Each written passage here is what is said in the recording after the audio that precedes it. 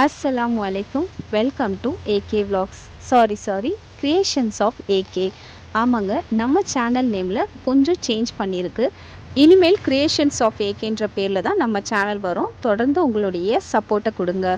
இந்த பெருநாள் உங்களுக்கும் உங்கள் ஃபேமிலிக்கும் எப்படி இருந்ததுன்னு மறக்காமல் கமெண்ட் பண்ணுங்கள். நான் வெள்ளி சனி 2 நாளும் இந்த வீடியோவில் இன்க்ளூட் பண்ணியிருக்கேன். இப்போ வாங்க வீடியோக்குள்ளே போகலாம். வெள்ளிக்கிழமை காலையில் எப்பவும் போல் என்னுடைய க்ளீனிங் வேலையை ஸ்டார்ட் பண்ணிட்டேன். பெருநாளுக்கு முதல் நாள் எனக்கு வெள்ளிக்கிழமை வந்தது ரொம்பவே ஈஸியாக இருந்தது. அதுக்கப்புறம் ஸ்வீட்ஸுக்காக குலாப் ஜாமுன் செய்யணுன்னா அதையும் அன்றைக்கே நான் பண்ணி வச்சுட்டேன்.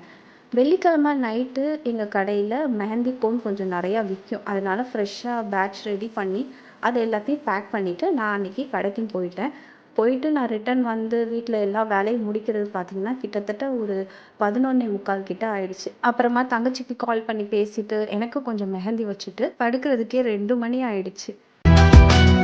அல்லாஹு அக்பர் அல்லாஹு அக்பர்.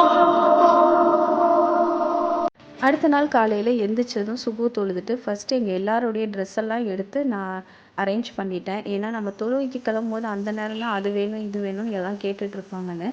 ஆலியாவுக்கு எப்போவுமே நான் என்ன செய்வேன்னா அவள் ட்ரெஸ்ஸுக்கு மேட்சிங்காக பேங்கிள்ஸ் இயரிங்ஸ் எல்லாமே நான் வந்து நானே தான் செஞ்சு கொடுப்பேன். அப்படி பண்ணும்போது நமக்கு நல்ல பர்ஃபெக்ட் மேட்சிங்காகவும் கிடைக்கும். அது எனக்கு வந்து ரொம்ப ஒரு சாட்டிஸ்ஃபைடாக இருக்கும். அதனால ஆலியாவோட ட்ரெஸ்க்கு வந்து ஏற்ற மாதிரி நான் வந்து த்ரெட் பேங்கிள்ஸும் இந்த இயரிங்ஸும் பண்ணியிருந்தேன். இந்த இயரிங்ஸும் த்ரெட் பேங்கிள்ஸும் எப்படி இருக்குன்னு கமெண்ட்டில் சொல்லுங்கள். இதுதான் என்னுடைய அவுட்ஃபிட். ஒரு ஹெவியான எம்ப்ராய்டரி ஒர்க் வச்ச ஒரு saree. நல்ல ஹெவி வெயிட் தான், இருந்தாலும் பரவாயில்லைன்னு எடுத்தாச்சு.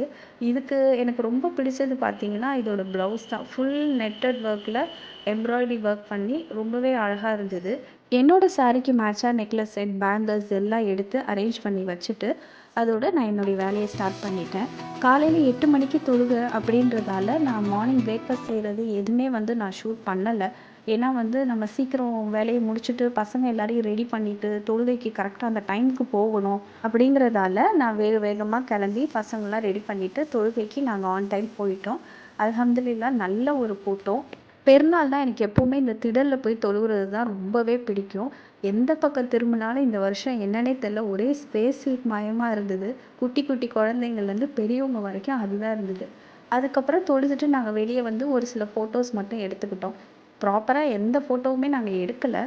அதோட வீட்டுக்கு வந்துட்டு எங்களுடைய பிரேக்ஃபாஸ்ட்டை முடிச்சாச்சு. இதுதான் மார்னிங் பிரேக்ஃபாஸ்ட் இருந்தது. பூரி, சிக்கன் கிரேவி, என்னுடைய ஃபேவரட்டான இட்லியும் தோசையும் இருந்தது. என்ன தான் பூரி பரோட்டா இருந்தாலும் என்னுடைய ஃபேவரட் எப்போவுமே இட்லி தோசை தான்.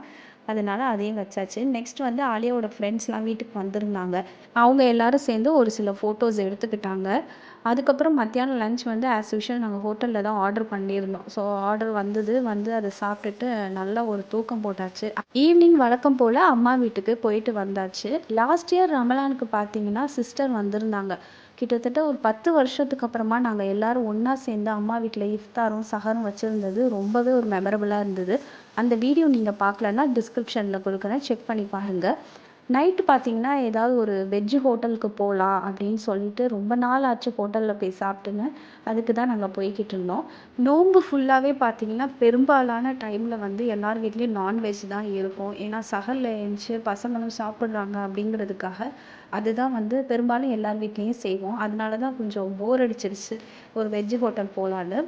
பசங்க எல்லாம் என் ஹஸ்பண்ட்லாம் ஆர்டர் பண்ணியிருந்தது பார்த்திங்கன்னா கீ ரோஸ்ட்டு. எங்கள் மாமியாருக்கு எப்போவுமே ரவா தோசை தான். அண்ட் என்னுடைய ஃபேவரட்டான சாம்பார் இட்லி. என் ஹஸ்பண்டே என்னை கிண்டல் பண்ணுவாங்க, இந்த இட்லியை சாப்பிட்றதுக்காக ஹோட்டல் வர ஒரே ஆள் நீ தான் அப்படின்னு. கடைசியாக ஒரு மினி காஃபியோட எங்களுடைய நைட் டின்னரை கம்ப்ளீட் பண்ணிட்டோம்.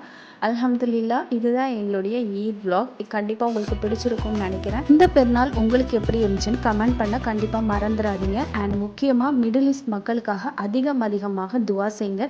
உங்களுடைய துவாக்களில் எங்களையும் நினச்சிக்கோங்க. அது வரைக்கும் அஸ்ஸலாமு அலைக்கும் அண்ட் தேங்க்ஸ் ஃபார் வாட்சிங்.